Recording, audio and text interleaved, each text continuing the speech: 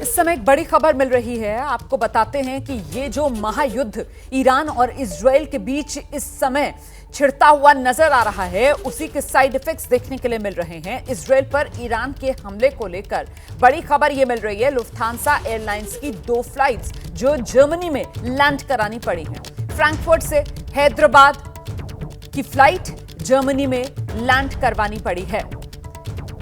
Frankfurt से मुंबई वाली flight Germany में लैंड करवानी पड़ी है। एयर इंडिया के सूत्रों के हवाले से यह खबर है। स्विट्जरलैंड से भारत आने वाली फ्लाइट्स भी देरी से उड़ान भरेंगी, ऐसी खबरें भी मिल रही हैं। हम सीधे आपको लेकर चलेंगे। हमारे साथ हमारे सहयोगी रविकांत इस समय मौजूद हैं। रविकांत, मतलब जैसे जैसे दुनिया खतरे की जद में आ रही है, उसका ये असर देखने के लिए मिल रहा है और फ्लाइट्स, खासतौर से ये भारत आने वाली फ्लाइट्स जो हैं, उन पर जो असर पड़ा है, इसको लेकर क्या डिटेल जानकारी मिल रही है रविकांत? देखिए रोमाना, कल जिस तरीके से हमला हुआ इजराइल पर, उसके बाद से ही जो एयरलाइंस कंपनियां हैं वो यात्रियों की सुरक्षा को लेकर के बेहद चिंतित हैं, जिसके चलते जो फ्रैंकफर्ट से एक फ्लाइट हैदराबाद आनी थी और एक फ्लाइट मुंबई आनी थी, लेकिन उनको जर्मनी में ही एक दूसरे एयरपोर्ट पर लैंड कराना पड़ा। इसके अलावा जो मिडिल ईस्ट से आने वाली फ्लाइटें हैं, उन सब की सुरक्षा को लेकर के एक बड़ा चैलेंज हो गया है। लिहाजा जो नॉन स्टॉप फ्लाइटें आ रही थी, जिनका रूट मिडिल ईस्ट होकर के था, उनको डाइवर्ट किया गया है। जो मिडिल ईस्ट से आने वाली अन्य फ्लाइटें हैं, उनको भी सुरक्षा की दृष्टिकोण से या तो उनको विलंब उनको किया जा रहा है, देरी से चल रही हैं, या फिर उनको दूसरे रूट से लाया जा रहा है।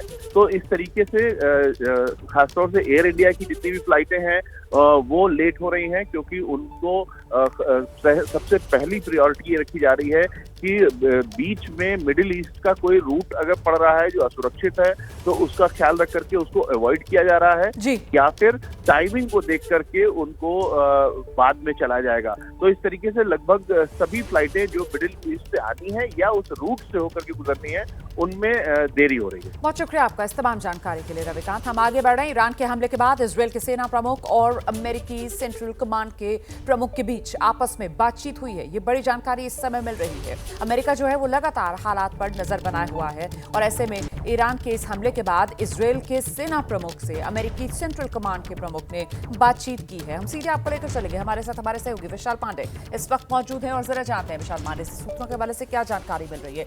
इस बातचीत में लब्बो-लुबाब क्या रहा है? बिल्कुल, देखिए, इजराइल के सेना प्रमुख और यूएस सेंट्रल कमांड के प्रमुख से फ़ोन पर बातचीत हुई है। कल रात जिस तरह से ईरान की तरफ से लगभग 180 से ज़्यादा मिसाइलों से हमला किया गया, उसमें अमेरिका ने भी उन मिसाइलों को नाकाम करने में अपना एक अहम रोल अदा किया है। उसको लेकर भी दोनों के बीच में बातचीत हुई है और इसके साथ ही आने वाले समय में ईरान की तरफ से जो चुनौतियाँ इजराइल को पेश आ सकती हैं, उससे निपटने की रणनीति पर भी दोनों के बीच में चर्चा हुई। और ये भी जानकारी सामने आ रही है कि अमेरिका और आईडीएफ यानी इजरायली डिफेंस फोर्स और यूएस आर्म्ड फोर्सेस एक साथ मिलकर यहां पर ईरान के मिसाइलों से इजराइल की रक्षा करेंगे। इसको लेकर बातचीत हुई है और अमेरिका की तरफ से बार बार यह बयान हमेशा से आता है कि अमेरिका पूरी तरह से इजराइल के साथ खड़ा है। और कल जो अमेरिका के राष्ट्रपति हैं जो बाइडेन, उन्होंने 2 महत्वपूर्ण बैठकें बैक टू बैक की थी ईरान के हमले के बाद, और उसके बाद अमेरिकी सैनिकों को इस बात के आदेश दिए गए थे कि ईरान के मिसाइलों को नष्ट किया जाए जो इजराइल की तरफ दागे जा रहे हैं। यानी अमेरिका पूरी तरह से सवाल का जवाब दीजिए है कि अभी जिस तरीके के हालात बने थे, जो इजरायल की तरफ से हिजबुल्लाह पर निशाना साधा जा रहा था और इजरायल जो है वो एक तरफ हिजबुल्लाह, दूसरी तरफ हूती विद्रोहियों के साथ इंगेज नजर आ रहा था, तो दुनिया भर में ये बात कही जा रही थी कि ये ईरान की चतुराई है। ईरान जो है वो अपनी प्रॉक्सीज के जरिए इजरायल की घेराबंदी देखिए किस तरीके से कर रहा है, हमास, हिजबुल्लाह, हूती। लेकिन अब कल रात यहां पर तस्वीर पूरी तरीके से बदल गई है और ईरान खुद यहां पर खुलकर सामने आ गया है।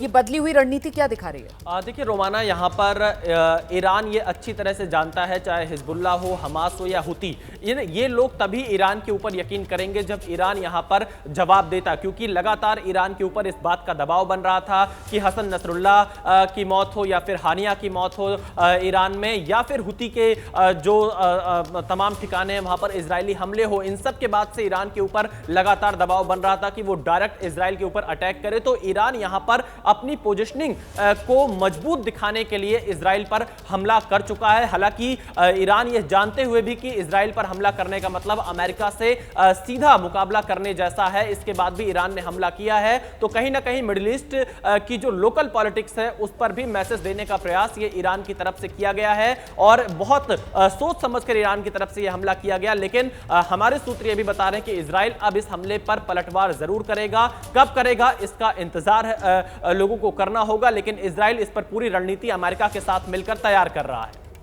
आप रहिए मेरे साथ विशाल, मैं लौटूंगी आपके पास। देखिए, इस बीच ब्रिटिश एयरवेज की उड़ान से ईरानी मिसाइल्स के हमले को एक यात्री ने कैमरे में कैद किया है। तस्वीरें मैं आपको दिखाऊंगी, ये बेहद खास तस्वीरें हैं। दरअसल ये ब्रिटिश एयरवेज की फ्लाइट थी और इसमें यात्री सफर कर रहा था और उसने आसमान में ये इस तरीके से रोशनी की कतार देखी। मेरे ख्याल से जिस समय उसने ये तस्वीरें अपने मोबाइल फोन के कैमरे में कैद की होंगी, उसे एहसास भी नहीं होगा कि आखिरकार वो ये किस तरीके की तस्वीरें हैं जिन्हें अपने कैमरे में कैद कर रहा है। ये दरअसल ईरानी मिसाइल्स थी, ईरानी मिसाइलों के हमले की ये तस्वीरें जो एक यात्री ने अपने कैमरे में कैद की।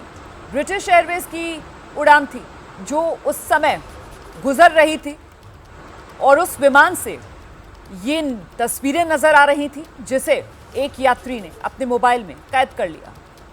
देखिए किस तरीके से वो जो हम बता रहे हैं ना आपको कि ईरान ने इजराइल को संभलने का मौका ही नहीं दिया, एक के बाद एक लगातार मिसाइल्स दाग दी इजराइल पर। वही कतारबद्ध तरीके से गिरती हुई ये मिसाइल्स आप देख रहे थे